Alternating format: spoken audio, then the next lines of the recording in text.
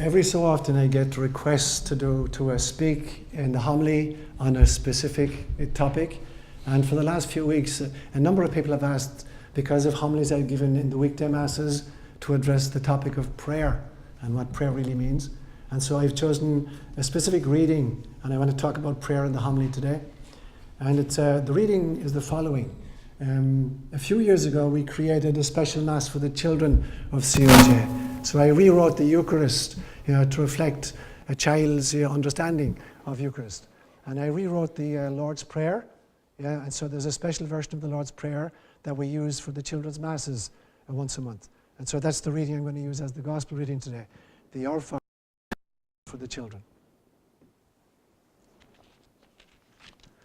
Once, when Jesus was walking along the road, a group of his friends said, "Teach us how to pray." And he did. Here is the prayer that he taught them.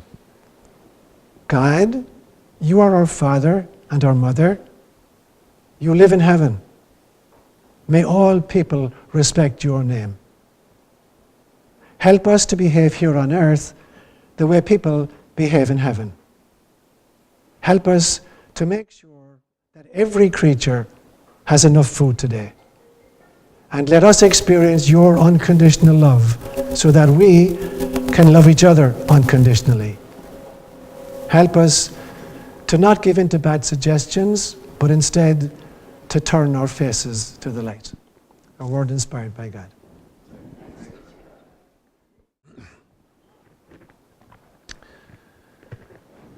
In 1992-93, I conducted what was then the largest scientific study of prayer that had ever been conducted.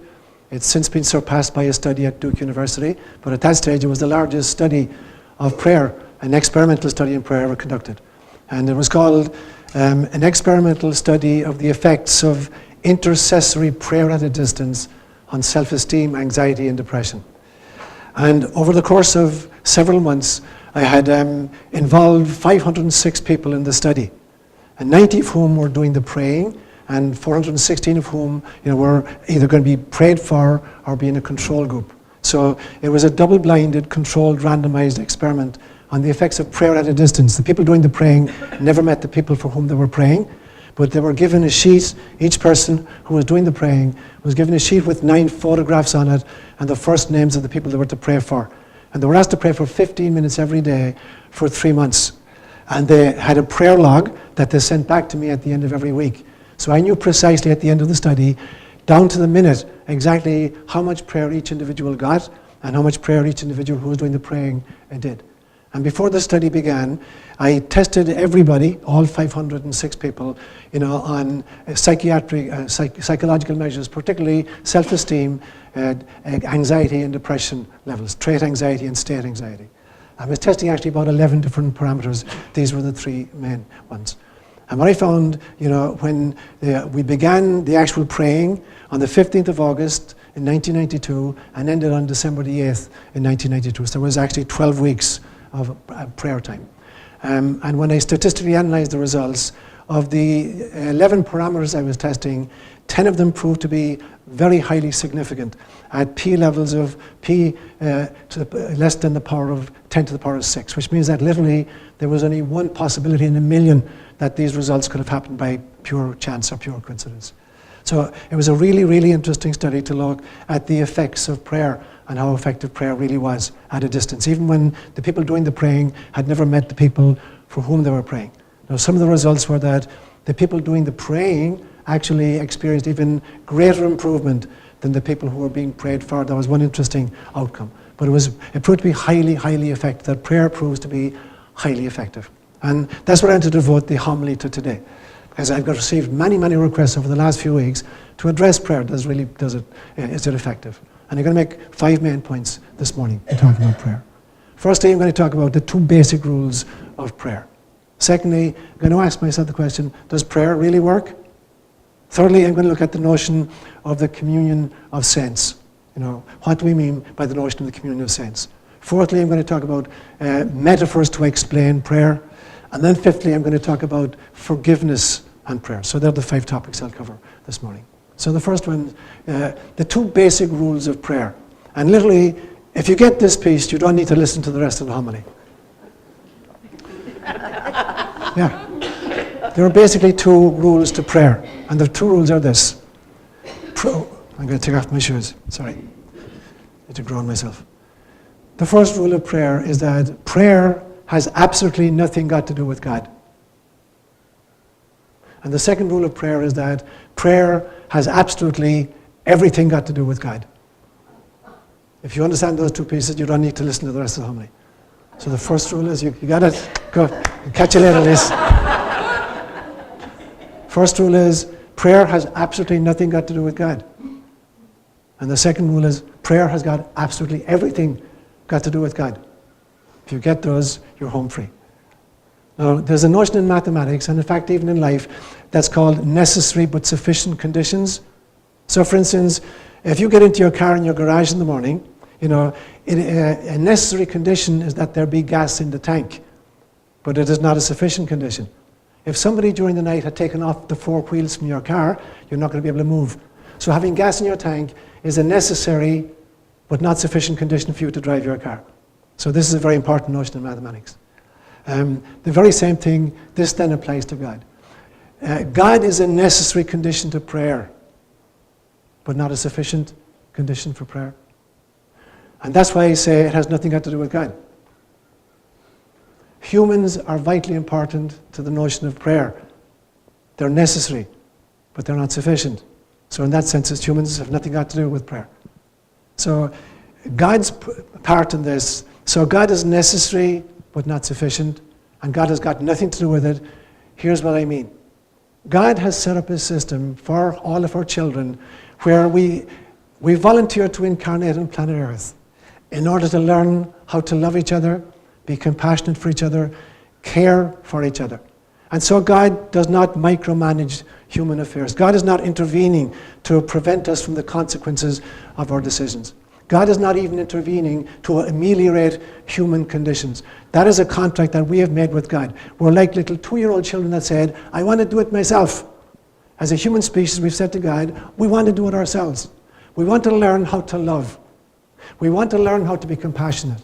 We want to learn how to create economic models, political systems, educational systems, medical systems that relieve suffering for each other. We want to learn how to do it for ourselves. If God just keeps intervening, we don't grow in any of these ways. And that's what I mean by saying prayer has nothing got to do with God. God backs out of the system completely. Because our children have asked, give us the opportunity to learn how to love, to be concerned for each other, to radiate love and compassion to each other, to create systems that ameliorate human conditions. And God says, okay, I will do that. Rather than, there's a beautiful story about a little boy, it's a true story, who came across a monarch butterfly who's trying to work its way out of its cocoon and is having a really difficult struggle. The top half of his body has emerged and is really struggling, and this little compassionate boy is watching this terrible struggle. And it goes on for 20 minutes, and the little kid figures, I can't watch this suffering and just stand by. So the little kid very delicately begins to break off the cocoon so the monarch can free itself. And indeed, he frees the monarch. And the result is the monarch butterfly is crippled for life. Because it is the struggle to get out of the cocoon that releases the lactic acid into the musculature of the wings that allow the monarch to fly. And because the child had aborted the struggle, the lactic acid didn't get into the wings, and the monarch could not fly, ever. And that is what I mean when I say God has absolutely nothing got to do with prayer. God has agreed to a system with us where we need to learn how to exercise compassion. And prayer is part of that compassion interaction with each other. God does not intervene and prevent us from the consequences of the military mistakes we make, or the economic models we create that create this huge discrepancy throughout the world. God does not come in to fix this problem. God is watching and saying, I want you to learn how to be compassionate for each other. I want you to learn how to walk that talk into real economic measures and rethinking your military and your political systems so that you learn how to love each other. Now, I'll explain at the very end what God's function in it is. But at the moment I want to impress upon us, it has nothing got to do with God. We were like little 2-year-old children that said to God, I want to do it myself. I want to feed myself. It's a well-known fact in psychology that we remember about 20% of what we hear, only 20%. We remember about 40% of what we see, but we remember 80% of what we discover for ourselves. And that's the whole purpose of prayer. Prayer is about discovering, and it's about reaching out in love to each other. If God tells us how this system works, we remember 20% of it. If we just see people demonstrate it, we remember maybe 40% of it. But when we discover it for ourselves as a human species, then we totally understand and we get what prayer is really about. So in that sense, prayer, the first rule of prayer is that prayer has nothing got to do with God. When we get that piece really well, then we understand why we're here and what the function of prayer really is. So they're the first two rules of prayer. It has nothing got to do with God. And secondly, it has everything got to do with God. That's the first point I want to make this morning.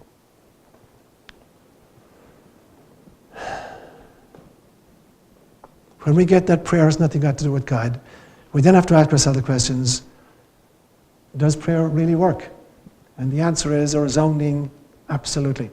Prayer works. Does prayer work through some kind of magical formula? Absolutely not. That is not how prayer works. So how does prayer work if prayer works? I'm going to create a little mathematical formula and remind you of a formula for physics to explain what I mean. The efficacy of prayer is directly and positively related to two factors. It is directly and positively related to the degree of alignment with compassion on the part of the person doing the praying, and the alignment with trust and faith on the part of the person accepting the prayer. So a very simple little mathematical formula catches that. It is Ax1 plus Bx2 is equal to C. X1 is the alignment of the person doing the prayer with compassion. X2 is the person receiving the prayer, trusting and being open to the possibility of being prayed for. A is the amount of compassion the first person has, and B is the amount of trust and openness the second person has, and the result is C. C is the effect size, how effective prayer is. It's a very simple little formula. Ax1 plus Bx2 is equal to C. X1 is the loving, compassionate alignment of the person offering the prayer, and X2 is the openness and the trust on the part of the person receiving the prayer. A is the size of the compassion, B is the size of the openness, and C, the result, is the size of the effect. So that's how prayer works. It operates when there is compassion on the part of the person doing it, and there is openness and trust on the part of the person receiving it. Let me use a different formula. There's a simple little formula in physics which talks about the force of attraction between heavenly bodies. And it's a very simple little one as well. It says F is equal to m1 multiplied by m2 over r squared multiplied by the gravitational constant. But for the purposes of this illustration, I'm going to just drop out the gravitational constant. So basically, any two planets in space are attracted to each other in the following fashion. The force F that attracts them to each other is the mass of one planet multiplied by the mass of the other planet divided by the square of the distance between them. So if you wanted to increase the size of that force, there are three ways of increasing it. If somehow the mass of one planet could get bigger, then the force of attraction would also get bigger. If the mass of the other planet got bigger, that would be a second way in which the force of attraction would be greater. Or if the distance between them shrank, the force of attraction would be greater. Now what do these represent? Mostly we pray and we envision from a tiny little planet that we call the ego. The ego has very, very little ability to attract anything to itself. It's a tiny little planet. Mostly what we pray for are tiny little egoic needs. I want to succeed in my exam. I want a bigger car. I want a higher salary, whatever it is. I'm not saying these are not important, but they're tiny. So you've got a tiny planet called the ego, attempting to attract a tiny dream, like a little personal dream. And they're separated by this huge expanse of doubt. R is equal to the amount of doubt in the equation. So there's a huge gap between what the ego wants and what the ego actually believes it can have. So how do you get around this? And again, there are three ways of doing it. You have to dream from a different place. You have to pray from a different place. If you're praying from the ego, it is a tiny little planet with very little pulling power. When you learn to pray from your soul is a gigantic planet, way, way, way bigger than Jupiter. It's an extraordinary ability to attract stuff into its orbit. And instead of praying just for simple little personal things, if you have the courage to pray for a cosmic dream, in which you can embed your personal dream. I'm not saying there's anything wrong with your personal dream, wanting to be healthy or whatever. You can embed your personal dream in a bigger dream. But if you can dream a cosmic dream, if you can dream a dream in which there is peace in our planet and our time, if you can dream a dream in which no child goes to bed hungry, and if you can dream that dream from your soul, and if there is no doubt in your soul, if the distance between the dream and what you're dreaming of has been shrunken by your faith, then nothing is impossible. Christ wasn't speaking allegorically when he said, if you have faith, you can move mountains. He was not speaking parabolically or allegorically. He was talking about reality. He's talking about the laws of the universe, how the universe really, really works. When we have the courage to start dreaming our dreams from our soul, and when we have the courage to start dreaming real dreams, not about national security, not about a bigger paycheck, but about peace on our planet and our time, or that all sentient beings throughout the cosmos have their needs met, and we haven't the shred of doubt but that it can happen, then it does happen immediately. There is no time to this equation. So that is how prayer works. Prayer is not an affair of a tiny, shriveled little ego attempting a small, personal little effect. It's about the soul in you, the God stuff in you, reaching out and expecting nothing less than a cosmic response to it. My second point. And third point is this. There's this beautiful notion in Catholic theology which is called the communion of saints. It's a wonderful notion, except that the languaging is terrible and it is far too limited. So in Catholic theology, there's this notion that people who have gone to heaven and people who are in purgatory and people who are on earth are all connected to each other, and that we can influence each other, we can pray for each other, and we can affect the state of welfare of each other. So that the people in heaven, the idea is the people in heaven are praying for the people on earth, and it's very true, they do. And the people in heaven are praying for the souls in purgatory, and it's very true, they do. And the people on earth are grateful to the people in heaven for their guidance, and they're praying for the souls in purgatory, and it's effective. And the people in purgatory are offering their sufferings for the people still on earth. That's the notion within Catholic dogma. It's a beautiful notion, but it's terrible languaging and it's very limited. It's terrible languaging because the language they employ is the following. These three groups are called the church militant on earth, the church suffering in purgatory, and the church triumphant in heaven. Terrible, terrible languaging. It's real militaristic kinds of stuff. And it's a very limited model. It seems to be cosmic, it is not cosmic, because it is confined only to baptized Catholics. Only baptized Catholics even qualify to be in these three groups. People who are not baptized, it doesn't matter damn where they are, they're all going to hell anyway. So it's limited to these little three groups of baptized Catholics. The baptized Catholics who have made it safely across, the baptized Catholics who are in purgatory, but at least they're guaranteed to get to heaven, and then there's us in the worst situation of all, because we've got no guarantee that we'll even make it to purgatory, let alone to get to heaven. And then of course there's all those baptized Catholics who went to hell because they ate meat on a Friday. So it's a terrible, terrible limited model. There's a much more beautiful model in Buddhism, and it's the model of the Bodhisattva and all sentient beings. So the communion of saints is not confined to baptized Catholics in three categories. The communion of saints is an agreement that all living things, whether they live on planet Earth or any other planet, whether they live in this dimension or other dimensions, wherever they're from, everything that emanates from God is part of the communion of saints. It is the family of all sentient beings. And then there's the beautiful Bodhisattva vow. These avatars who have lived and died and are ready to merge back with Source, but they choose to reincarnate again and again and again to try to wake up the rest of us to the realization that the only thing that lives, the only thing that exists, the only thing that's real is God. And there's the Bodhisattva vow. So the communion of saints is not confined to baptized Catholics in one of these three militaristic categories. It is not those. There's a beautiful story in the Sufi tradition. Sufism is the mystical branch of Islam. And there's this great story about a group of wanderers who were lost in the Arabian desert. And they're walking across the desert and they're totally lost. And they break up into little groups to see if they can find some way out. And after 3 or 4 days traveling, a little group of 4 people finds this wall, this huge big wall in the middle of the desert. And they give one guy a leg up, and he comes up to the top of the wall and he says, "Oh my God, you won't believe what I can see." There's this extraordinary oasis that they've discovered. So he jumps in over the wall. And the second guy climbs up and he sees it and he jumps over the wall. And the third guy comes up and he says, "I can't believe it, we've made it." And he jumps over the wall. And the fourth guy crawls up, sees what's there, looks very carefully, goes back down the outside of the wall and goes back into the desert to try to find his other friends who are lost. That's the Bodhisattva. That's the difference between a communion of saints that understands really that we are all one family and a communion of saints that confines it just to an elite group.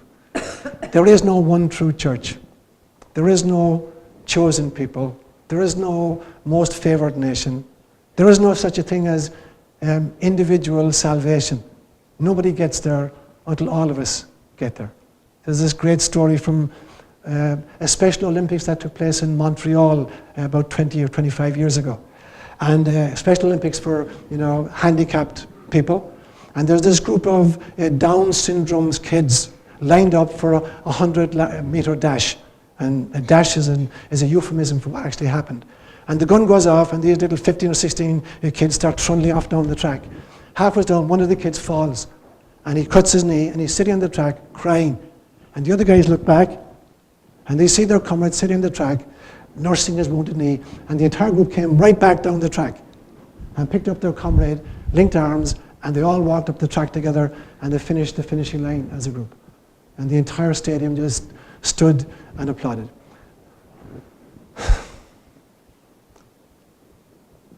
That's what salvation is. That's what enlightenment is. Enlightenment is not getting into heaven so you can wipe the sweat off your brow and say, "Whew, I made it." None of us is there until all of us are there. That is really what the communion of saints means, and that is the whole purpose of prayer.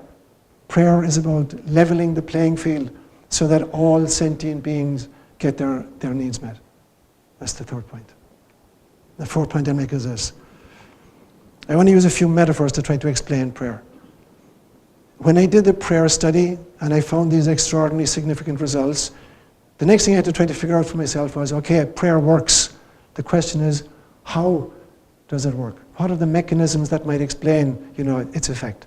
And I played around with a whole bunch of possibilities. And one possibility is that prayer of petition is merely chatting about the inevitable. That God has already predetermined what the outcome is going to be. That for God there is no past, present, or future. And so God has already known, has factored in everything that needs to be included, is involved in a multifactorial equation, and there's an outcome God has decided. And so prayer of petition is merely chatting about the inevitable. That's one explanation. I don't believe in it.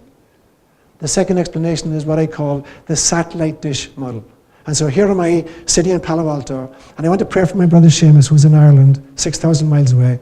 But because of the curvature of the earth, I can't beam my intentionality directly at him. So I got to bounce it off this satellite dish in the sky, which is redirected by God down onto the target. So that's a possible mechanism. I don't believe it's true. I don't believe that prayer is a request bounced off God who redirects it onto the target. I don't believe that. The third model is perhaps what I've called the Abrahamic model. There's a story in the book of Genesis in chapter 18 of Abraham, has just discovered that God intends to wipe out the cities of Sodom and Gomorrah. And Abraham is shocked that God is going to destroy these cities. So he finds out where God is having lunch, and he comes to God and he says, "Are you really going to kill everybody in those 2 cities?" And God says, yep, that's my plan. And Abraham says, what if there's 50 good people in those 2 cities? You're going to kill 50 innocent people with everybody else? And God kind of chokes on a salad and says, "Gee, yeah, you know what? I didn't think of that. Okay, if there's 50 good people, I'll spare the 2 cities." And Abraham says to him, "What if there's only 45? You're going to kill 45 good people with everybody else?" And God says, "No, I wouldn't kill 45 innocent people." And Abraham says, "Suppose there's only 40? And God said, "No, 40 people, I'll spare the cities. And everyone says, suppose there's only 30. You're going to kill 30 innocent people with everybody else. And God says, no, I wouldn't kill 30 innocent people. And everyone says, okay, what if there's only 20? You're going to kill 20 innocent people?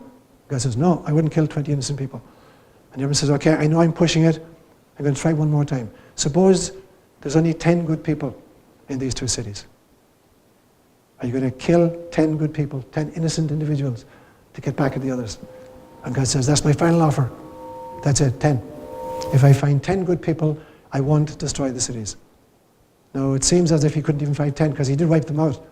But there's this notion that prayer is some kind of an exercise that you know, like it's a marketplace where you can bargain with God about the outcome. So I don't believe for a moment that that's how prayer works. That we can twist God's arm, you know, and bargain with God for a specified outcome or choice. So I don't believe that's the mechanism. The fourth mechanism I looked at was what I call the Mosaic Mechanism. There's a story in the book of Exodus, chapter 17, I believe, where the Israelite slaves have just escaped out of the land of Egypt, and they're wandering in the desert. And they come across another tribe of people called the Amalekites, and there's a pitched war goes on between the two tribes. And Moses goes up onto a little hillock overlooking the battle. And he's got his arms in the air and he's saying, God, please, please, please, give us the victory. We've been enslaved for 450 years. Give us a break already. Let us win at least this one. And as long as he can keep his arms in the air, the Israelites are winning the battle. But his arms begin to get tired and they begin to droop. And as they begin to droop, the Amalekites get the upper hand, you know, and are winning. And two of his attaches recognize this, Aaron and Hur. And one guy grabs his right hand and sticks it in the air, and the other guy grabs his left hand and sticks it in the air. And now the Israelites win the battle. So there's some belief that there's some kind of a trick to the trade. And if you can only learn the trick of how prayer works, you can have your way with God. I don't believe that for a moment. And every religion has come up with some trick or other. Like if you were raised Catholic in Ireland, there was the practice of the 9 first Fridays. I don't know if you guys had it here. If you went to Mass on the first Friday of 9 consecutive months, you know, and got communion and said, Our Father, a Hail Mary, and a glory be to the Father for the Holy Father's intentions, then you could do anything you wanted for the rest of your life. You could be a homicidal maniac for the rest of your life, and you were guaranteed to get to heaven. God had to let you in. And we really believed it. You know, get that down and you can have a blast for the rest of your life. So if you were Catholic, that was the trick. If you were, you know, Muslim, it was a pilgrimage to Mecca. If you could once in your life make a pilgrimage to Mecca, then you were saved at the end of your life. So everybody has come up with these kinds of tricks. And that is not how prayer works. It's not about a trick.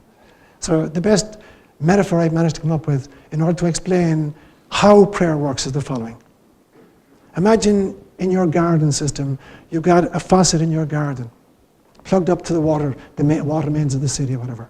And there's this hose pipe attached to it, and it's lying curled up on the lawn. Now, you go out at some stage and you turn on the spigot because you intend watering the lawn. If your hose pipe has been lying there for months and it's all kinked up, one of three things is going to happen. If you turn on the spigot and turn up the pressure, one of three things will occur. As the pressure builds up, because the pipe is all kinked up on the lawn, if the pressure builds up, it's going to fly off the faucet or the spigot, and the water is going to be just discharging uselessly. Or the second thing, if it stays on, is that the weakest part of the hose is going to spring a leak, and you've got a jet of water going off into the sky. Or the third thing, if the pressure is sufficient and it's really held on, the end of the hose will just start flailing around on its own. You've seen that happen many times, just flailing around on it. Now, that is the best image I can think of for prayer. God is the faucet and the system. God is always there. Prayer is the intention to turn on the faucet. So when I say to you it has nothing got to do with God, it means that God will not turn on the faucet herself, ever. Somebody else has got to turn on the faucet. But what's in the faucet is water, and water is the Holy Spirit. The water is always in the system. Before you turn on the spigot, the water is already in the system. So that's what I mean when I say prayer has everything got to do with God. Because prayer is the experience of the water on the lawn. So prayer has nothing got to do with God because God will never turn on the faucet on her own. But prayer has everything to do with God because it is the water in the faucet that creates it. What is the hose pipe? The hose pipe is the prayer itself. You know, the words you have or the emotions that you have, that is the hose pipe. The water is the Holy Spirit moving through it. What is the lawn? The lawn or the flower bed or whatever, that's the target of your prayer. That's the person whom you want to pray for. But if your entire whole system, your prayer life is really cruddy, and is kinked up in all ways, your prayer is not going to be effective. You're just going to spring a leak.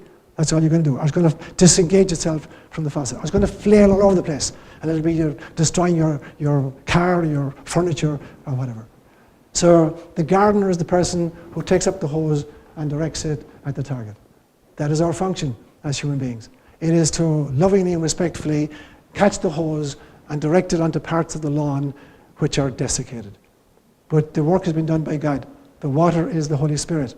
So in that sense, it all depends on God. But God will never turn on the spigot on our own. In that sense, it has nothing got to do with God. It has got to do with us.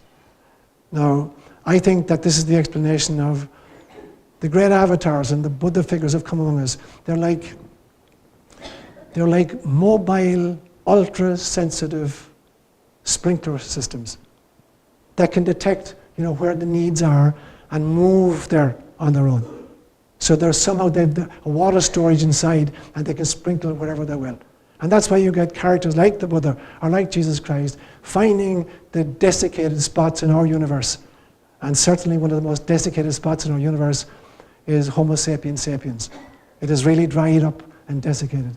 And so we've had these avatars, these mobile sprinkler heads visiting us from time to time to try to radiate this level of compassion and love onto our species particularly. So we have some understanding of how we're meant to reach out to each other.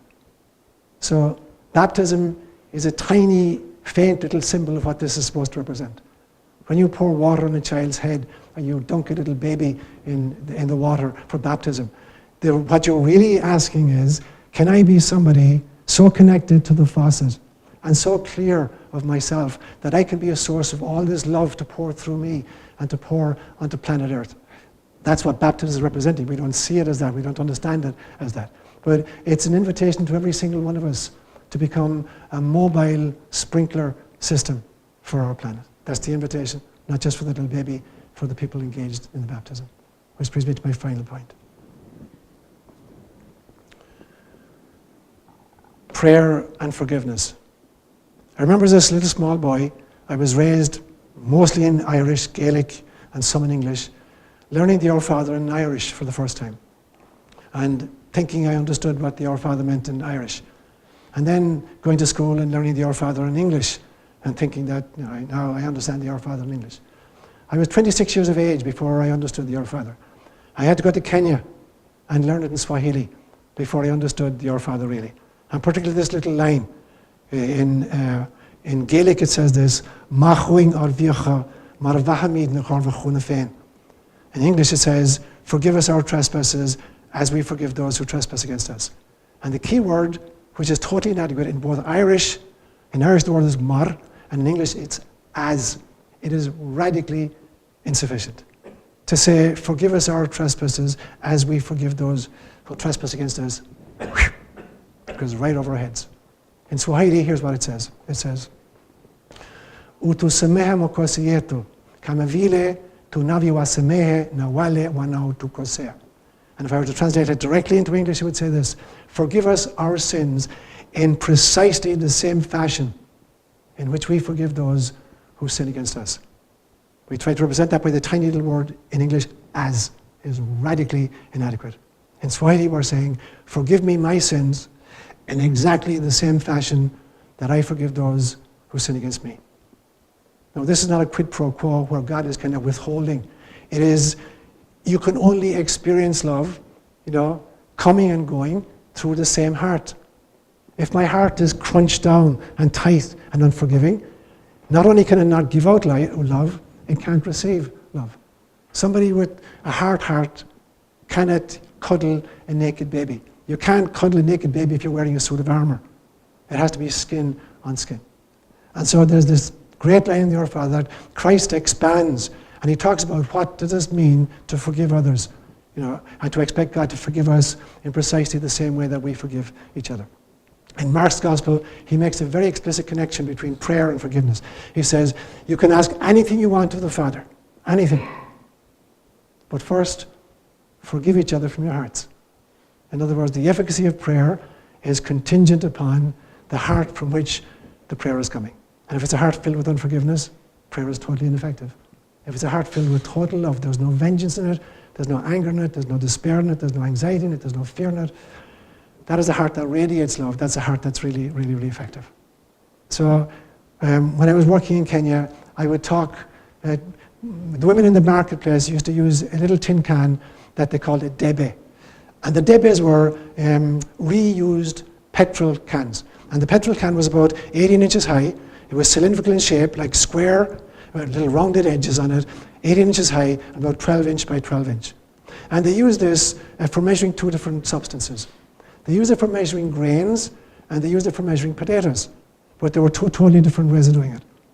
When you went to the marketplace and you wanted to buy grain, and it was like corn off the cob, there would be a woman sitting in front of her debe. And the debe would be literally overflowing with the grains. So much so that if you were to drop a single other grain in it, there would be a landslide. So it's packed up and it's in a little mountain, in a pyramid on the top. If you dropped a single extra grain, there would be literally a landslide. And that's how they sold grain. And it was called a full debe.